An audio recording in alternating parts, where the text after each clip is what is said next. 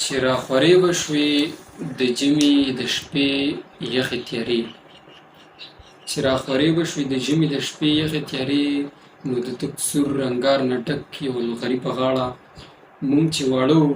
نو د نیا نه به چاپېره ناست وو او چې به نیا خپله لنډه ساه او ستړې لهجه یوه قصه د جادوګرې شهزادګۍ شروع کړه نو به د هر یو کس نه ما زیاته په شوق اورېده. نیا به ویل د کوه قاف سره په خوا و شا کې یو مرمرین وجود لرونکې شهزادګۍ اوسېده چې د ښایست د جلوو تاب یې چا راوړلی نه شو او د ځنګل نه چېرته ښار ته په سفر راغلي یو جوګي و شهزادګۍ ته داسې جوګ ښودلی چې به په کوم زلمي چف کړه نو د سترګو رپ کې هغه به نیم د غوښې پاتې شو نیم د کاڼي او چې به نیا د قصې دې ټکو ته ورسېده نو ما به څومره په یقین سره سر وخوځه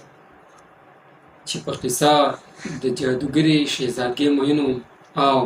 نن په دغه یو څو ټکو هم د دغه قصې هغه ساده هغه معصوم یقین مې څومره پوخ شو چې مې خپل نیم بدن د کاڼي دی او نیم د غوښې. ریاض تسنیم صاحب ډېره مننه.